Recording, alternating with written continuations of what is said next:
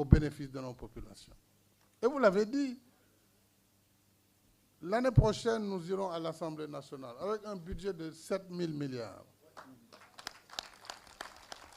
Le président Abdou Diouf, le président Senghor déjà, quand il partait, le budget du Sénégal était de 300 milliards. 19 ans après, il était de 596 milliards. Et 12 ans après, le président Wade, quand il partait en 2012, on était à 2400 milliards. Aujourd'hui, déjà, nous serons à 7000 milliards. Donc, ce que nous pouvons faire en termes de transformation positive pour les populations, en termes d'accès universel à l'eau, à l'électricité, à l'assainissement, en termes d'infrastructures majeures, autoroutes, routes, ponts, chemins de fer, eh bien, nos prédécesseurs n'auraient pas pu le faire parce que dans les Yemoul, Yalla moo ko def. Et cela, nous n'avons pas le droit de gâcher ça par une désunion et des combats d'ego. Et là, je m'adresse au cadre du parti. Sans exception. Personne n'a le droit de compromettre le travail qui est en perspective pour le bénéfice des populations. On doit mettre en avant l'intérêt général, l'intérêt de la coalition, l'intérêt du parti. Et si nous sommes mobilisés tous comme ça, il n'y a pas de crainte. Il n'y a pas de crainte à avoir, parce que le chemin, il est balisé. Le plan Sénégal émergent, c'est à l'horizon 2035. C'est déjà balisé. Même le programme prochain, le PAP 3, il est balisé. Et le dernier qui sera le PAP 4 dans 5 ans. Les ressources pétrolières qui excitent autant de monde,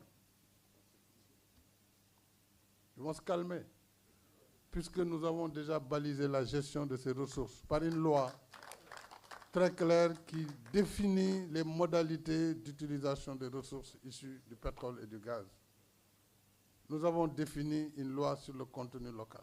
Ça, je l'ai fait parce que c'est mon devoir. Je suis quand même du métier avec Aïmé Rougning. Je ne peux pas être président du Sénégal pendant que le Sénégal rentre dans l'ère du pétrole et du gaz et ne pas baliser pour éviter les dérapages qui ont perdu beaucoup de pays. Bien sûr, le pétrole et le gaz suscitent convoitise et attirance. Et c'est en cela que nous devons rester vigilants. Vigilants dans vos communes, dans vos départements. N'acceptez pas que les gens viennent semer le désordre chez vous. Ne l'acceptez pas. Ça, c'est votre rôle politique. Le rôle politique, c'est d'abord de travailler avec les citoyens de vos communes pour sécuriser les personnes et les biens. Bien sûr, l'État sera là et fera son travail régalien. Mais avant l'État, il y a le travail citoyen. Et ce travail doit être assumé par vous, les politiques, avec les forces vives de vos collectivités.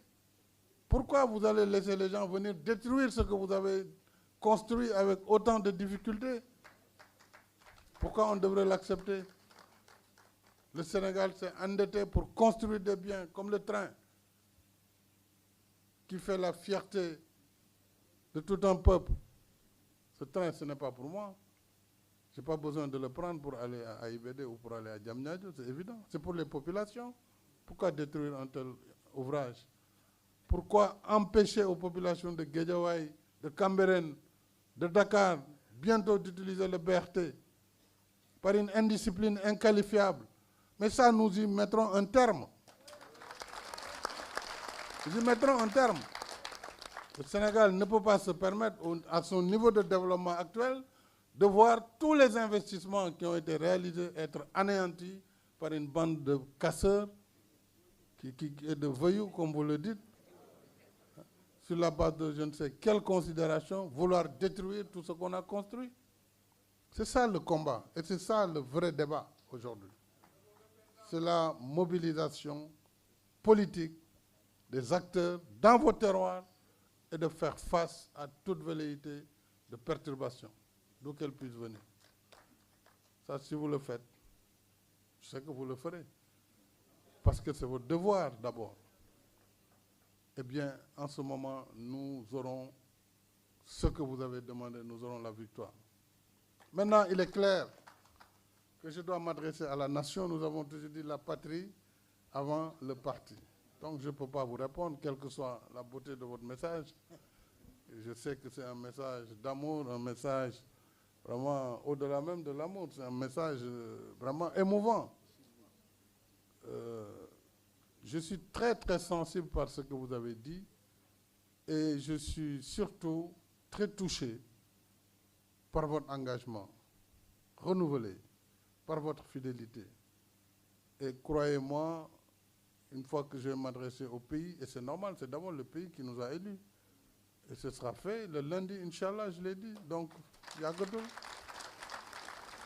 Kon ñu dese ay pooju xar, ils ont intérêt à commencer jël seen pooj en attendant. Donc, mbokk yi li ma bëggoon wax mooy ginnaaw bu ma am santé bu baax a baax maire yi ak président conseil départemental, centre président UAM, AMS ak UAL, ADS, Association des départements du Sénégal, avec l'Union des associations des élus territoriaux, avec l'Association des maires du Sénégal. Je sens aussi ñi jiite association yi ci xalaat bu rafet bi ñu am ak la chambre des élus ak les élus de Benno Bokk Yaakaar de la grande majorité de la majorité présidentielle. ma sant leen nag bu baax ndax lii da ngeen ko sàkku si jamono ju xat waaye wax ngeen ko man dama jàpp ne maire ci politique dafa am signification parce que yéenay les représentants du peuple à la base ñi fi nekk di waxuñ ci turu kenn représenté wuñu dara représenté rien du tout parce que boo bëggee représenté dara da ngay dem fi ñuy wotee nga def sa liste ñu fal la bu ñu la falulee au nom de quel peuple tu parles au nom de qui tu vas parler.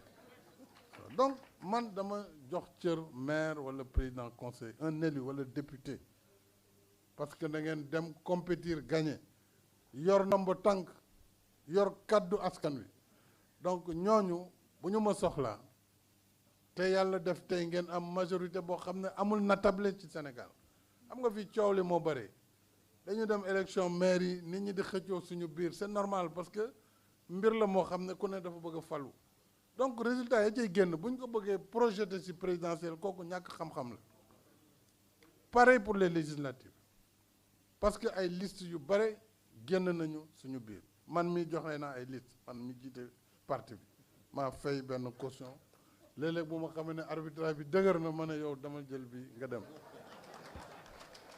def naa ko Kolda def ko feneen ak feneen ak feneen ak ñibi sax ak feneen donc loolu bu ñu ci bëggee am lecture c'est qu'on ne comprend pas les dynamiques politiques mais li wóor mooy majorité te liggéey di ko joxe yàlla dënk nañu ko waaye nag majorité lu mu am solo su amul pas-pas amul unité du am solo su boobaa bu yaafus jógee sax mën na la perturber loolu moom mat a moytu mais bu ñu jàppee unité bi nii ngeen ko waxee tey ngeen gëm fi ñu jëm taxaw nekk benn ak lu mënti am victoire rek ngeen di dégg victoire rek ngeen di dégg donc loolu nag moom laa leen di dënk l'unité et ñu éviter division diw la gis nañ ne diviser on perd faut pas se faire d'illusion hein. On est en régime présidentiel ça veut dire que président bu fi ñëw bu ko neexee suba mu tas mairie yëpp décret lay jël rek joxe benn exemple wax telle raison nangam mu tas ko mu jeex tas assemblée nag tas lépp c'est comme ça ça se passe faut pas se faire d'illusion donc président ngeen di mën a fal mu jàll ñu ci des ñëpp donc pour loolu nag il faut éviter tout ce qui peut nous diviser ensuite il faut nit ñi am lucidité mooy ku ne war nga mën bëgg c'est normal c'est légitime waaye nag ku ne na nga waxtaan ak sa biir sa bopp xool ndax war nga mën a taxaw ak nu situation yi mën demee wala war nga mën def loo xam ne dana yàqal say ñoñ c'est très important gis nañ ko fii ba tey ñi naan dañu nekk candidat parrainage sax mënuñ ko am te amul benn parrainage buñ fi yàqal kenn de parrainage mënuñ ko am parce que c'est pas évident te parrainage bu bees bi foog nga am 13 députés ñun ñoo ko wàññi rek ngir yërmande 13 yërmande lañ daw rek comme gars yi dañ commencé doon wax ak njëkk ñu wàññi leen ko 13 mais foog nga am 13 députés attention wala nga am 120 maires kan moo ko mën a am Sénégal à part yéen nit bi 120 maires amul wala boog nga am nee nañ 0,6 wàññiwaat nañ ko ba 0,6% des 7 millions et quelques d'électeurs mais ci biir loolu du rek 0,6 foog nga am ci juróom-ñaari région bu ne ñaari junni nit yu leer 14 000 yoo xam ne c'est dans 7 régions la ñu bokk minimum waaw ku mënul am loolu looy sonalee nit ñi donc vraiment man dama jàpp ne engagement bi ñu am ak yéen am ko ak askan wi danañ ko continuer liggéey bi ñu tàmbali surtout comme ay élus la toogal ci wàllu décentralisation